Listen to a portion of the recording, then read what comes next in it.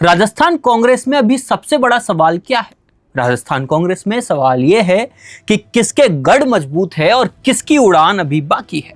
निकाय चुनाव को कांग्रेस सिर्फ एक चुनाव की तरह नहीं देख रही, ये चुनाव कांग्रेस के बड़े नेताओं के लिए भी राजनीतिक ताकत दिखाने का टेस्ट बन चुका है। सबसे पहले बात अशोक गहलोत की कर लेते हैं।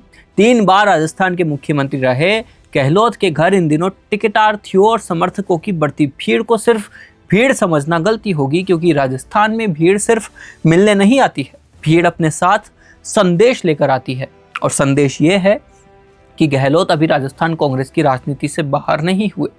टिकट मांगने वाले जानते हैं कि गहलोत के पास संगठन की औपचारिक ताकत भले पहले जैसी नहीं हो, लेकिन राजस्थान की राजनीति में उनका नेटवर्क और प्रभाव अभी भी काफी बड़ा है। इसलिए उनके घर का सन्नाटा टूटना कांग्रेस के लिए भी एक संकेत है और गहलोत के लिए भी।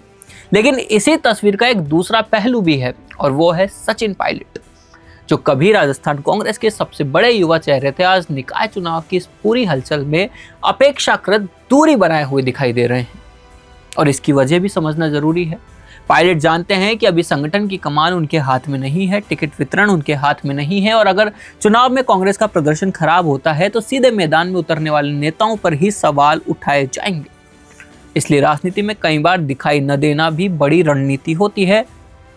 और अब आते हैं तीसरे चेहरे पर, गोविंद सिंह डोटासरा।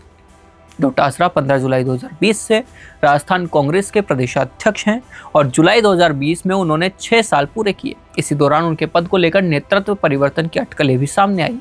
लेकिन डोटासरा के लिए निकाय चुनाव सिर्फ बीजेपी से मुकाबला नहीं है, ये उनके अपने राजनीतिक भविष्य का भी चुनाव है।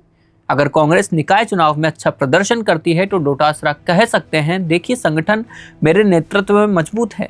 और अगर प्रदर्शन कमजोर है तो पार्टी के अंदर इस सवाल उठ सकता है कि अब राजस्थान कांग्रेस को नए नेतृत्व की जरूरत भी है या नहीं। इसलिए डोटासरा इस चुनाव में पूरी ताकत लगा रहे हैं। संगठन को दोबारा खड़ा करने की कोशिश हो रही है, नए चेहरों को जगह देने की बात हो रही है, युवा और महिलाओं की भागीदारी बढ़ाने की रणनीति बनाई जा रही है। और सबसे बड़ी बात कि गहलोत कैंप, पायलट कैंप और दूसरे नेताओं के बीच संतुलन बनाने की कोशिश भी दिखाई दे रही है।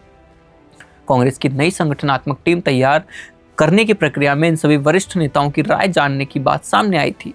अब सवाल यही है कि 2028 में कांग्रेस का चेहरा कौन होगा?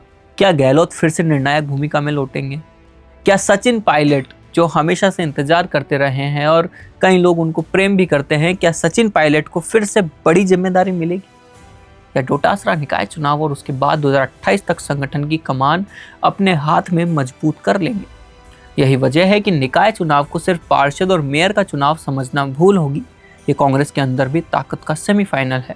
गहलोत के घर बढ़ती भीड़ अपना संदेश दे रही है, पायलट की दूरी भी अपने आप में एक बड़ा संदेश है, और डोटासरा की सक्रियता बता रही है कि वह सिर्फ आज का चुनाव नहीं लड़ रहे हैं, वो 2028 की अपनी राजनीतिक जमीन भी तैयार कर रहे हैं।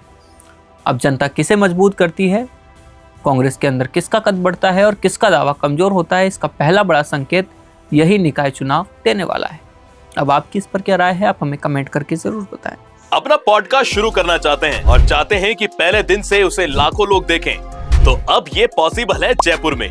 जयपुर का सबसे तेजी से बढ़ता हुआ digital news channel the fact India आपके पॉडकास्ट को वर्ल्ड क्लास बनाने के लिए जयपुर के बीचों बीच श्यामनगर में लाया है world class podcast setup, green screen setup, उसे शूट करने के लिए best state of the art facilities, editor से लेके लाखों फॉलोअर्स और करोड़ों वाली रील्स वाला यूट्यूब चैनल, और ये सब आपको एक ही जगह पर मिलने वाला है। तो पूरी जानकारी के लिए आज ही व्हाट्सएप कीजिए इस नंबर पर।